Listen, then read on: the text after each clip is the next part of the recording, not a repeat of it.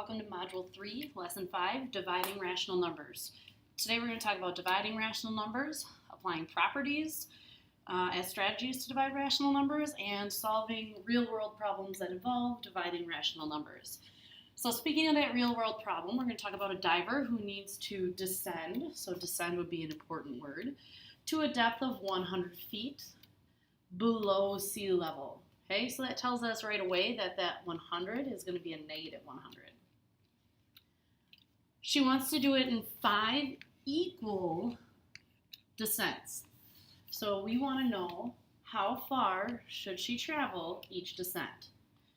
All right, so to solve this problem, we can set it up by saying, okay, well, I know that she wants to go negative 100 and that she wants to do it in 5 different times. So now if I think about this, I have to look at 5 times what gives me negative 100.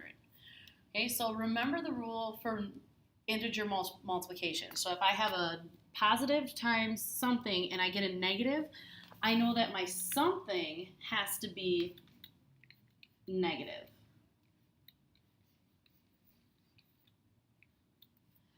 All right, so if the product is negative, one of the factors must be negative. Since 5 is positive, the unknown factor must be negative.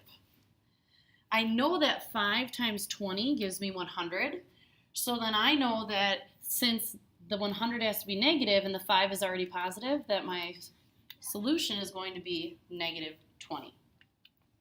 Okay, so I know that 5 times negative 20 gives me 100, so I know the diver should descend 20 feet each time. Okay, but now, I didn't put he should descend negative 20.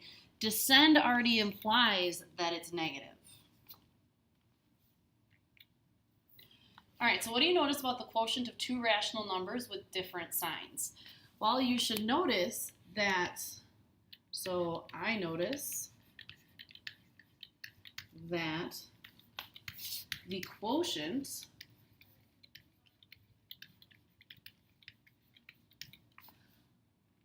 is always negative.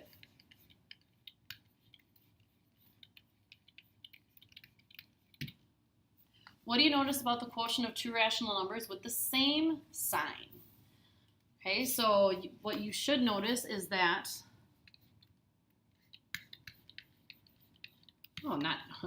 I notice that the quotients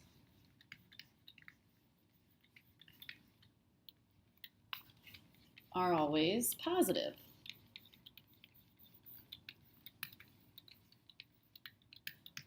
Okay, and you can write down that it doesn't matter if they're both positive or both negative. Division follows the same rules as multiplication. Right? Because of the fact that division facts are just multiplication facts in reverse.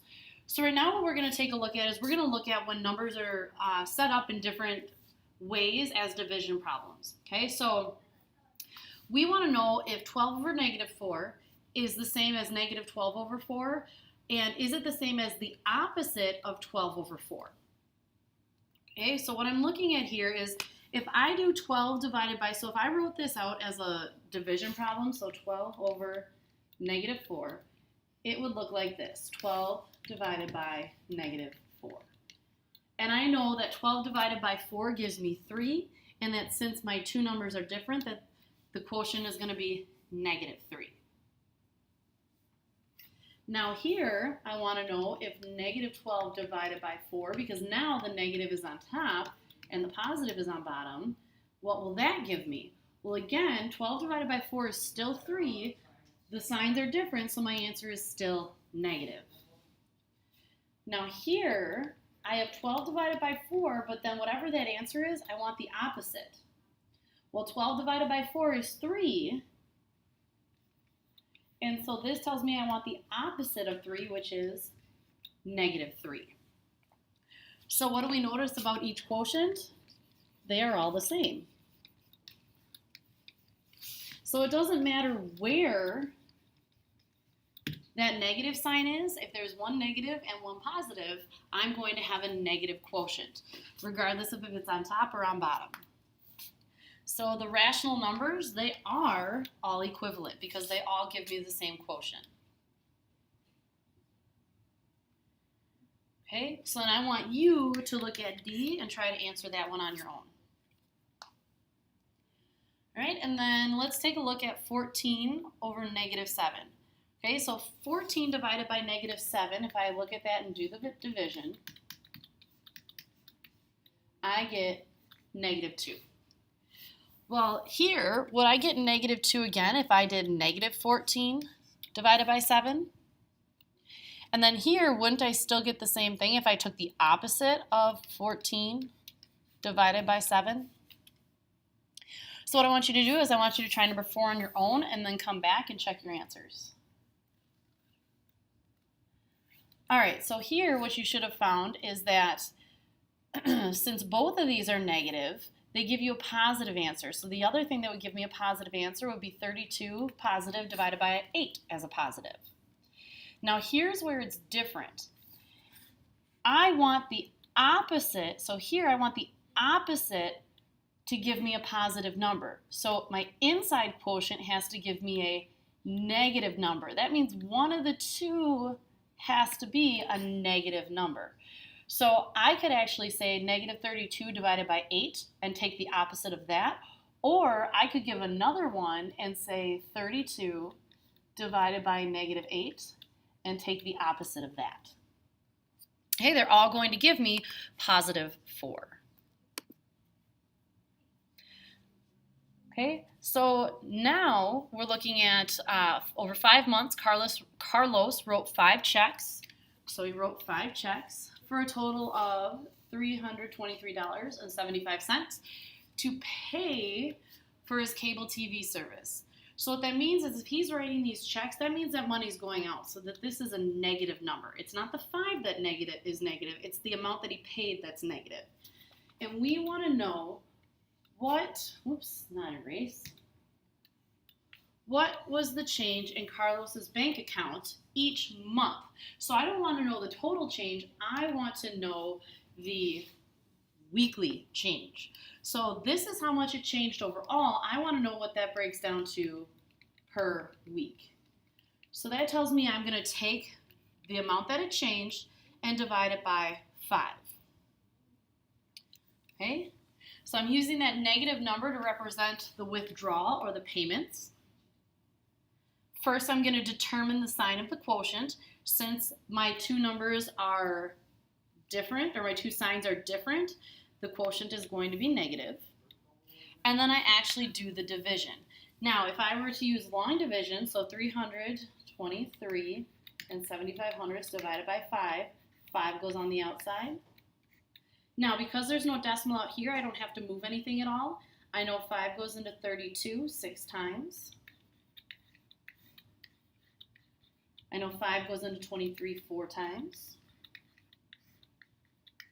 I know 5 goes into 37 5 times, and I bring that decimal straight up. And this is why it's important to put that decimal in the right spot, because otherwise it would change my answer. And I get 2. And then I know that 5 goes into 25 5 times.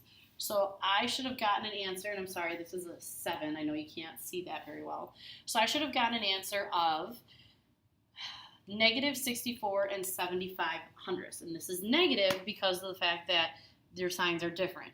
So in my sentence, I can say that he withdrew, so the withdrew implies the negative $64.75 each month. Okay, so now we're looking at division with fractions. Again, you're going to determine the sign. The quotient's going to be negative because the signs are different. So this is a negative and this is a positive, so it's going to be negative. Then what we're going to do is we're just going to ignore the sign. So even though this is written as a fraction, remember, this is the division sign. Okay, so this means 7/10 divided by negative 1/5. Okay, well, I'm going to ignore the negative. Don't even worry about writing it in there right now. But when I divide fractions, remember, that means I have to multiply by the reciprocal. So what that means is I'm going to keep my starting number the same. We know that that's a rule. Keep that starting number the same. So 7/10 will stay the same. And then I'm going to multiply by the reciprocal of negative 1/5. And the reciprocal, remember, is when we flip that number. Okay, and now what I can do is I can simplify. I know 5 and 10 are both divisible by 5. I get 1 and I get 2. My answer here is 7/2. Because of the fact that they were different signs, I know my answer should be a negative 7/2. All right, so let's go ahead and practice this. So I have, first I'm going to check to see, I want you to tell me should my answer be positive or negative for each, and then come back and check your answer. So negative, positive, negative. Here I have 2 8/10, and I'm dividing by 4. Okay, 4 can't go into 2, so it goes 0 times. I bring up the decimal. 4 goes into 28 7 times, minus 28, I get 0. So my answer is negative 0 7/10. So notice nothing about the division actually changes. Here I know my answer is going to be positive, so I'm going to write this out without using the negative signs, because I don't need to, I already determined the sign. I know that division turns into multiplication of the reciprocal. Nothing can be simplified, so I get 35/48. So my answer is 35/48. Here I'm going to do 5 1/2, and it's going to be divided by 0 5/10.